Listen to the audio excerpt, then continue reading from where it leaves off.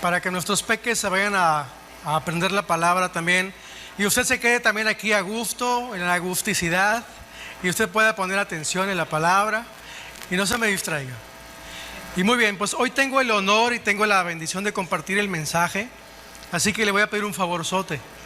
Ore por mí, porque el que se para acá enfrente, grande responsabilidad tiene, y con temor y temblor lo hacemos. Entendemos que a quién servimos, pero aún así nos tiemblan las patitas, como dicen por ahí. ¿Puede orar por mí? Extiende su mano hacia un servidor. Padre, en el nombre de Jesús, tú siempre has sido fiel, y tu palabra, Señor, escrita está, la cual creemos que cuando es enviada nunca, pero nunca regresa vacía. Padre, usa este vaso de barro que hoy, Señor, me pongo a tus pies. Te pido, Señor, que tú seas quien hable a través de tu palabra, y tú, Señor, hagas la obra en nuestras vidas, en el nombre poderoso de Jesús. Amén. ¿Está usted contento? Yo estoy muy contento. Yo siempre digo que estoy contento, y no porque nada más de lengua para afuera, pero yo siempre estoy contento. Y el día de hoy la palabra se llama celebración. Celebración, diga conmigo, celebración. Sé que estos tiempos, esta semana de Semana Santa, como todo el mundo la conocemos, se celebra la muerte y resurrección de Cristo. Pero como seres humanos, seamos honestos, nos encanta celebrar. No me dejará mentir. Celebramos aniversarios, celebramos cumpleaños, celebramos bodas, celebramos funerales. Pero el ser humano siempre celebra. Y mire, no sé si alguna vez usted ha tenido la oportunidad de ir a Ometepec. Pongo de ejemplo porque siempre que voy pasa lo mismo. En Ometepec truenan cohetes todos los días. ¿Ha ido usted a Ometepec o nunca ha ido? ¿Sí? Los que han ido me entienden. Todos los días en la noche no lo dejan dormir a uno de los cohetes y cohetes. Y yo le pregunto al pastor Abdías de allá: oye, ¿por qué tanto cohete? Es que aquí celebran de todo. Y entonces el ser humano le encanta celebrar. Entonces, hoy estamos celebrando algo que sucedió hace más de 2000 años, pero que hasta el día de hoy ese suceso marcó la historia. La historia a partir de ese momento se dividió antes de Cristo y después de Cristo, y 2000 años han pasado y la historia se sigue midiendo igual. Pero lo que estamos celebrando fue lo que sucedió en aquella cruz. Y quizás usted diga: oye, pero es que eso ya lo sé, ya lo he oído muchas veces. A veces pasa lo siguiente: nos acordamos del sacrificio de Jesús solamente en Semana Santa, y decimos: ah, sí es cierto, Jesús fue crucificado y murió, y a los 3 días resucitó, pero el resto del año se nos olvida, o lo tomamos como algo por sentado. Pero entonces tenemos siempre que recordar todos los días el sacrificio de Jesús, porque eso es lo que nos recuerda como cristianos. Sin sacrificio, si Jesús no hubiera resucitado, ¿qué hubiera pasado? No habría cristianismo. ¿Por qué somos cristianos? ¿Por qué creemos que Jesús es el Hijo de Dios? Porque Él volvió a la vida. Y déjame decirte esto, no solamente volvió a la vida, Él sigue vivo. Recuerdo que en el campamento de hace 2 días, en el panel de preguntas, los niños hicieron una pregunta bien interesante. Dice: Jesús, ¿cómo que Jesús revivió? Y aquí es bien interesante. Una cosa es revivir y otra cosa es resucitar.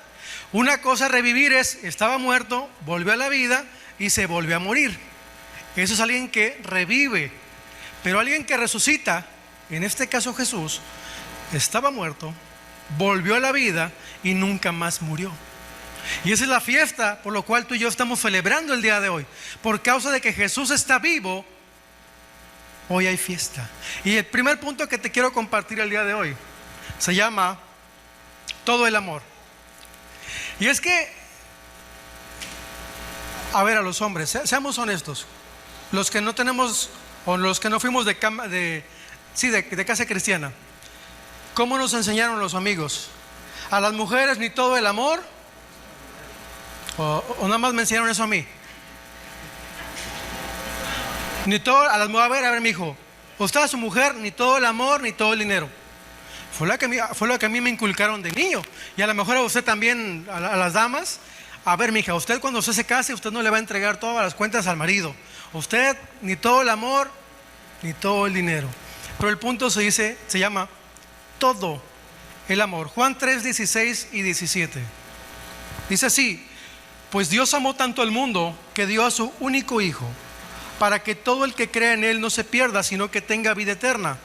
Dios no envió a su Hijo al mundo para condenar al mundo, sino para salvarlo por medio de Él. Y este versículo tú dirás, pero es que ya lo he leído 50,000 veces, ya me lo sé de memoria, al derecho y al revés.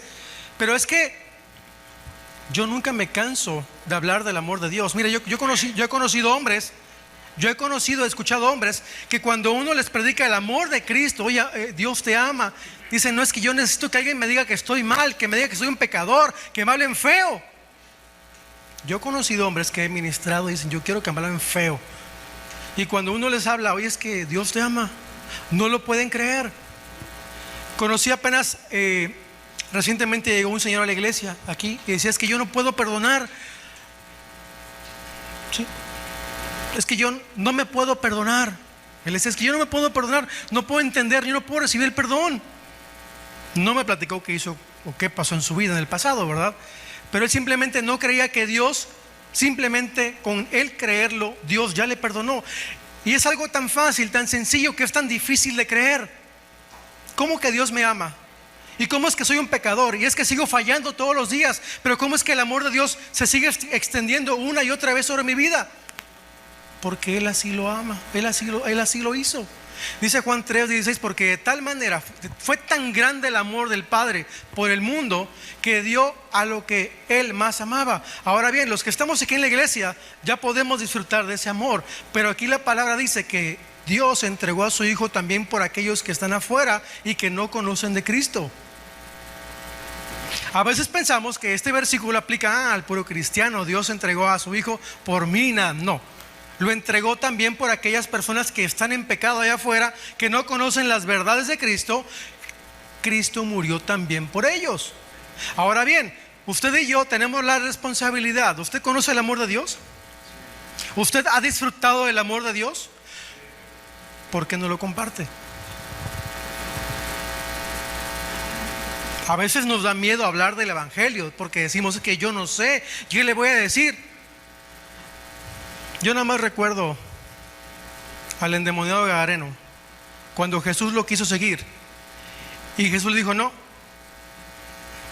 vete a contar lo que Dios ha hecho en tu vida. Y fue lo que lo que el endemoniado se fue a hacer a Decápolis.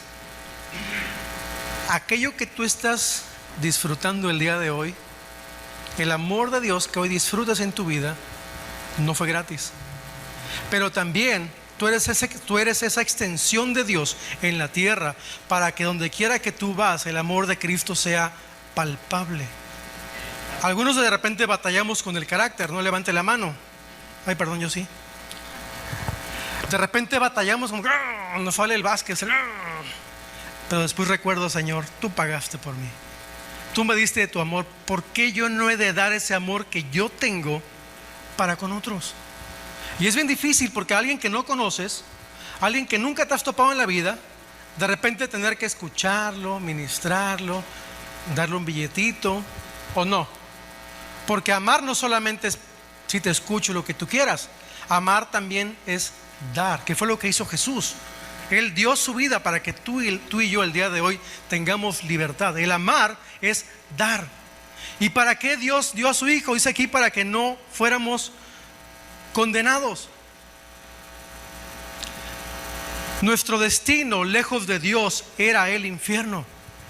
No hay otro destino. Cuando andábamos en nuestros delitos y pecados, como dice la palabra, nuestro destino final era el lago de fuego. Ahí íbamos a caer. Pero por causa de que alguien nos habló de Cristo, conocimos el amor de Dios. Dios nos enamoró. Y el día de hoy podemos decir, Señor, yo no me suelto de tu mano. No sé tú, pero yo de Dios no me suelto jamás.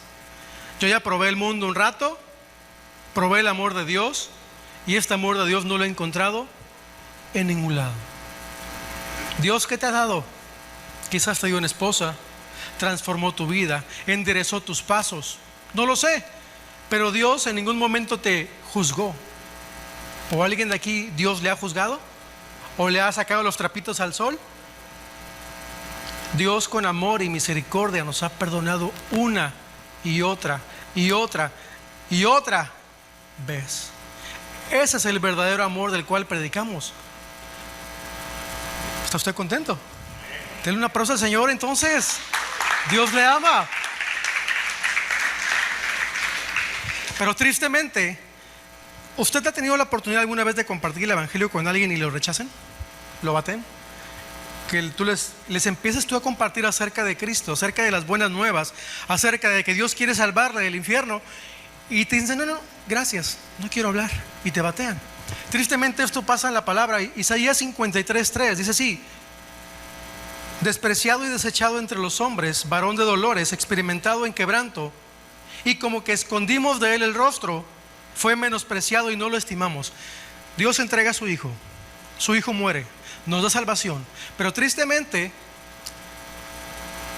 dice que hay algunos que esconden de él su rostro. ¿Sabe qué significa que esconden el rostro? No quiero nada que ver con Dios. Allá afuera usted comparte las buenas nuevas. Dios quiere salvarte, darte una nueva vida. Dios quiere rescatarte de tus problemas. Pero la gente dice, no, aquí estoy feliz, quiero disfrutar mi vida, no quiero que nadie me gobierne. Tristemente tienen una idea equivocada de que cuando viene uno a los pies de Cristo, viene a conocer una religión. ¿No le ha pasado como a mí? Que se encuentra gente así. Es que yo no quiero que me digan que tengo que dejar de tomar, de beber, de drogarme, de ser infiel. Yo soy feliz así. Y cuando venimos a los pies de Cristo, vemos que Dios no te obliga a nada, que es el mismo Espíritu Santo el que dice la palabra, te convence de pecado. Te ves tú en la Biblia, ves tu reflejo, no te gusta cómo te ves, y ahí es cuando Dios transforma tu vida en un de repente. Y es lo que Dios hace a través de su amor. Trae una transformación a tu vida, a tu corazón, a tu mente, que cuando menos te lo esperas, dices, ya de repente dejé el cigarro, yo fumaba mucho, de repente dejé el alcohol. ¿Cómo le hice? Señor, gracias. Y muchos nos agarramos de la mano del Señor para no volver a caer en esos vicios. Y sigue diciendo ahí en Isaías 53:10: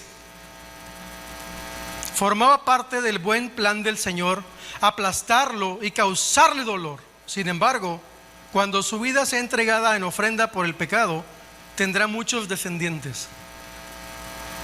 Wow. Por causa de que Jesús fue aplastado y le fue causado el dolor, habrá un fruto. Dice que habrá muchos descendientes.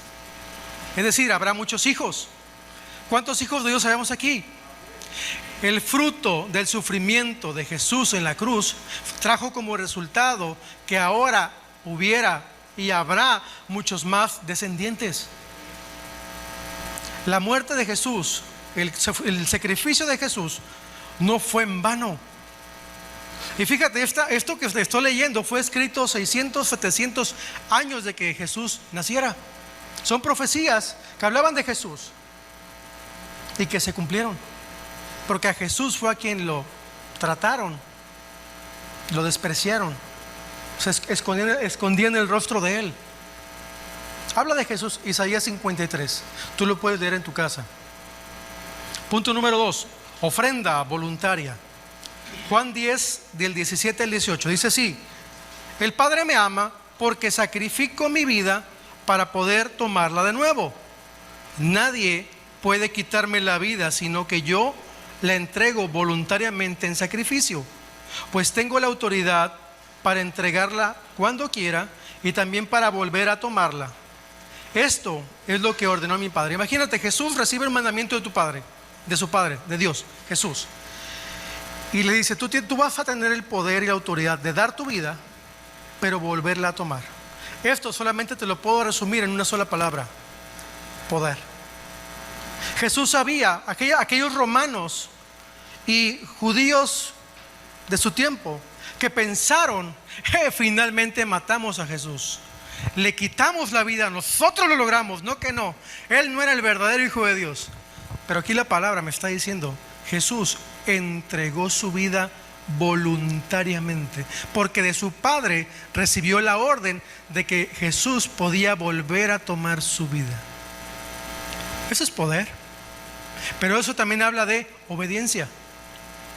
Cuando Jesús sabía lo que le esperaba, porque sabía lo que venía era muy difícil, sudaba como gotas de sangre, del estrés, de la preocupación, que por poco se nos raja el Señor Jesús. Señor, si puede pasar de mí esta copa, pero no se haga mi voluntad, sino la tuya. Dice la palabra que Jesús fue obediente hasta la muerte y muerte de cruz, porque Él estaba lleno de gracia y de verdad. Si tú estás batallando con tus hijos, con que son desobedientes, aquí está la respuesta. Dice la palabra que Jesús era lleno de gracia y de verdad. Y por causa de que Él era lleno de gracia y verdad, Él se mantuvo firme y puso su roca como un pedernal y entregó su vida en esa cruz. Él se mantuvo obediente. ¿Cuántos de aquí entregarían su vida por alguien más? O mejor aún, ¿quién de aquí entregaría a su hijo para que muriera por alguien más? Yo no lo haría. ¿Tú entregarías a tus hijos? ¿No veo manos levantadas? El Padre lo hizo porque Él sabía que habría muchos descendientes, herederos.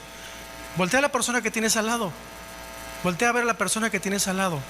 Son herederos y herederas, coherederos, dice la palabra en Cristo.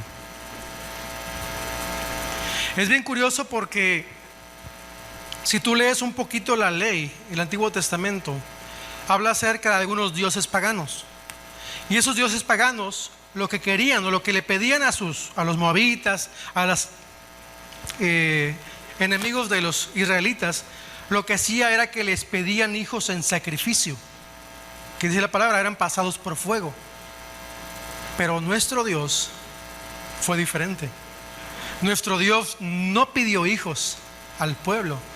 Él entregó a su hijo por su pueblo. Hay una gran diferencia.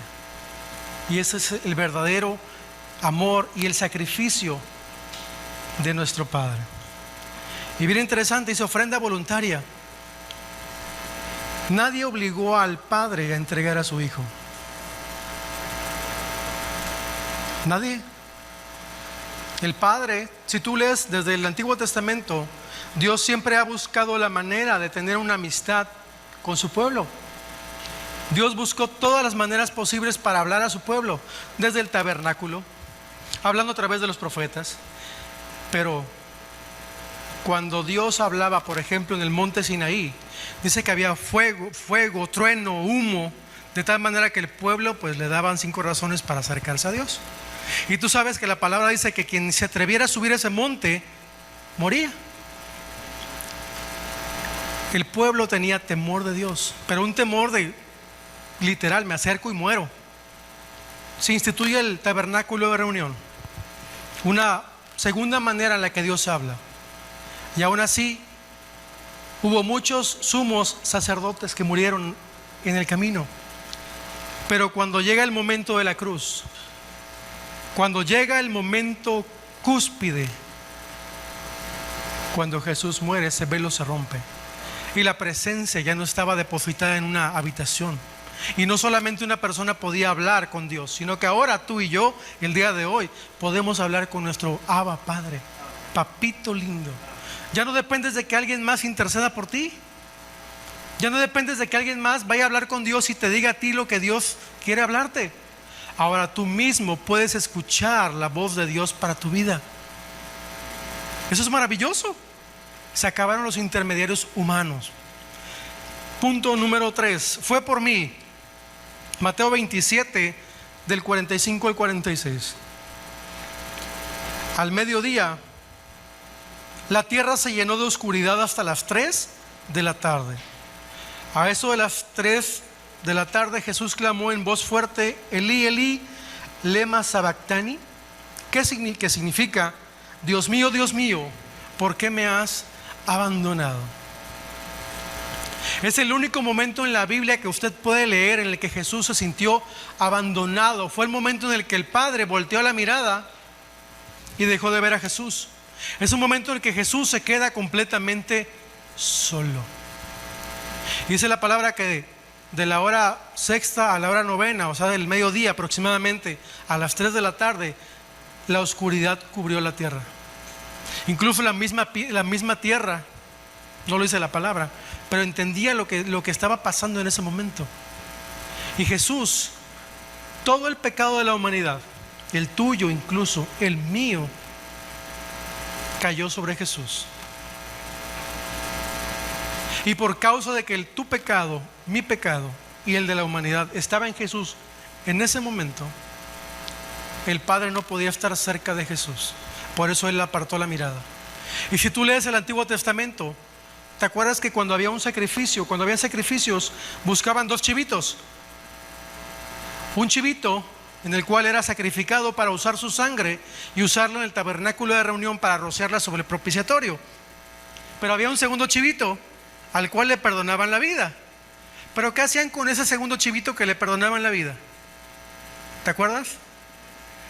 Empezaba el sumo sacerdote, ponía su mano sobre el chivito, y dice que empezaba a declarar todo el pecado del pueblo y las maldiciones del pueblo sobre el pobre chivito.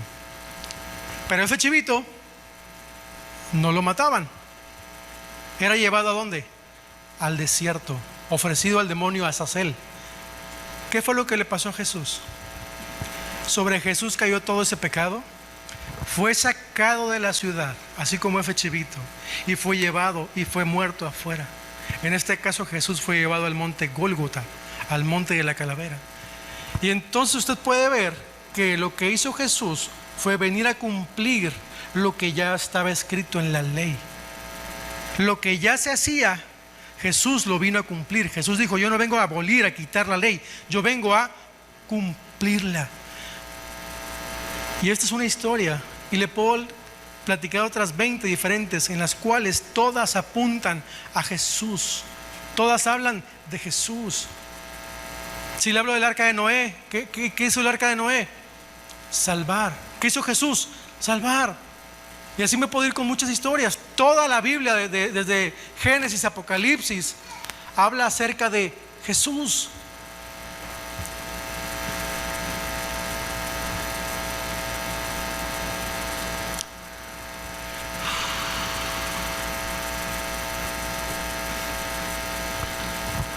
Morir en la cruz fue lo que ahora sería morir en la silla eléctrica o en la inyección letal. La cruz estaba diseñada solamente para los peores criminales de la historia en ese tiempo. Y a Jesús le fue crucificado como el peor criminal. Hebreos 12:2. Esto lo hacemos al fijar la mirada en Jesús, el campeón que inicia y perfecciona nuestra fe. Debido al gozo que le esperaba, Jesús soportó la cruz. Debido al gozo que le esperaba, Jesús estaba viendo más adelante tu vida y mi vida. Eso fue lo que a Jesús lo llenó de gozo, de alegría, para seguir avanzando y entregar su vida en la cruz. Como yo te digo, como yo te decía, hay momentos en la cruz en la que Jesús dijo: Señor, si es posible, yo me hago a un lado porque sé lo que me viene. Pero Jesús puso y vio el gozo del resultado de su sacrificio. Y esto es lo que tenemos que recordar todos los días: que si usted el día de hoy puede disfrutar la libertad espiritual de acercarse a Dios, fue porque un inocente murió. No fue gratis. Usted y yo nos merecíamos el infierno, definitivamente. Usted y yo no nos merecemos nada bueno porque somos malos. ¿Está de acuerdo conmigo? Aquel que diga: es que yo soy bueno, yo no hago nada, es mentira, dice la palabra. Todos pecamos en nuestro pensamiento, en nuestro actuar, de manera consciente e inconsciente. Pero Jesús nos libró de la muerte. Jesús nos libró del destino, alejados de Dios, en el infierno, sufriendo. Y ahora la promesa es: cree en el Señor Jesús y serán salvos tú y tu casa. Pero así de fácil, nada más creer. Sí, creer. No olvides esta promesa. Cree en el Señor Jesús. Cree en el Señor Jesús. Nada más creer y serán salvos tú y tu casa. Y no habla solamente de tu generación actual, habla de tus generaciones siguientes. No sé si a lo mejor tu papá, tu abuelito, tu bisabuelito fue cristiano y hasta el día de hoy quizás tú estás cosechando lo que alguien más en tu familia sembró. Si no, quizás tú eres primera generación de cristiano. Yo te felicito. Te aseguro que tus siguientes generaciones van a recordar tu nombre, de que tú fuiste el primer hombre, la primera mujer que le creyó a Dios. Tu vida está guardada en Cristo. Punto número 4, redención lista. Punto 4, redención. Juan 19:30. Después de probar el vino, Jesús dijo: todo está cumplido. ¿Alguna vez has oído la palabra tetelestai? Es el griego, tetelestai. ¿Qué significa esta palabra en griego? Significa consumado es. Todo está cumplido, está completamente pagado, hecho está, la obra está terminada, no hay nada más que hacer. Cuando Jesús entrega su vida, dice: lo que vine a hacer en la tierra, lo cumplí.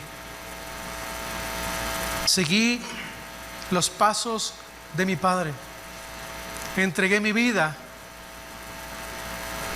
pero vi el resultado. Sabía el resultado, que era salvar a la humanidad. Hecho está, no hay nada más que hacer. Consumado es. Dios terminó la obra a través de Jesús. Primera de Pedro 1, 18 al 19. Sabiendo que fuisteis rescatados de vuestra vana manera de vivir, la cual recibisteis de vuestros padres, no con cosas corruptibles como oro o plata, sino con la sangre preciosa de Cristo. Dice la palabra que tú y yo fuimos rescatados. Y ser rescatados significa que tú y yo le pertenecíamos a otro amo, al amo del pecado. Pero por causa de Jesús, su sangre fue el precio que fue pagado. ¿Has visto, por ejemplo, la película de Gladiador, la primera? ¿Sí has visto la película de Gladiador? En la cual tienen esclavos. Entonces, para que tú pudieras comprar esclavos, tenías que pagar un precio. Y ahora el esclavo ya no le pertenecía a aquel amo, ahora te pertenecía a ti. Dice la palabra que tú y yo éramos esclavos, le pertenecíamos a otro amo, pero Jesús pagó el precio para que tú y yo fuéramos rescatados de ese amo de pecado. Y de tal manera que el día de hoy tú y yo pudiéramos tener libertad de entrar al lugar santísimo. Ya no somos esclavos, iglesia. Ya no somos esclavos. Ya el pecado no se enseñorea de nosotros, ya no nos domina. Ahora nosotros dominamos el pecado. ¿Cuántos decimos amén? Punto 5 y último. Ayúdame con el piano, Osby, por favor. Resultado de la ofrenda. Apocalipsis 3:21 dice así: todos los que salgan vencedores se sentarán conmigo en mi trono, tal como yo salí vencedor y me senté con mi Padre en su trono. Todos los que salgan vencedores se sentarán conmigo en mi trono. ¿Y sabe qué significa ser un vencedor? Alguien que lucha. Usted no puede vencer si no tiene una pelea. Y no hablo de que saque los guantes, que a veces dan ganas, pero habla de que usted y yo tenemos diariamente una batalla espiritual, una lucha interna, acá arriba y acá abajo, por hacer las cosas que a nuestra carne le agradan, pero también una lucha por agradar a Dios, como le decía el apóstol Pablo. Quiero hacer lo que quiero obedecerte a ti, Señor, pero termino haciendo lo que mi carne quiere. Al que venciere se sentará conmigo en el trono.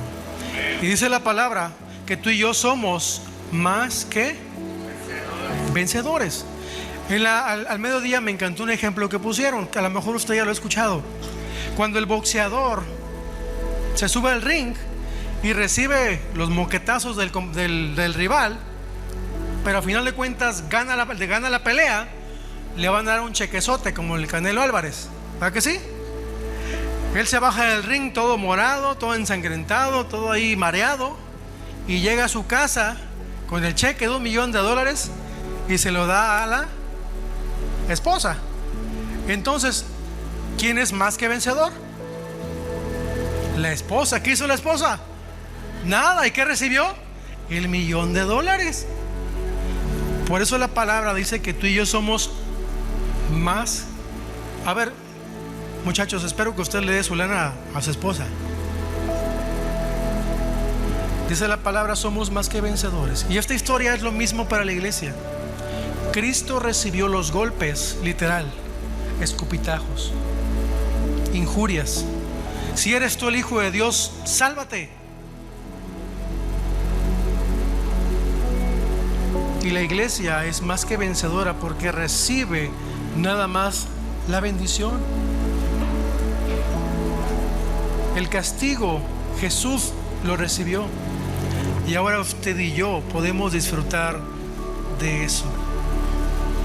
Por eso usted y yo somos más que vencedores. Y aquí el Señor nos dice, al que salgan vencedores tendrán un lugar de autoridad conmigo.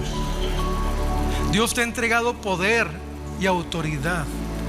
Pero poder y autoridad, ¿para qué?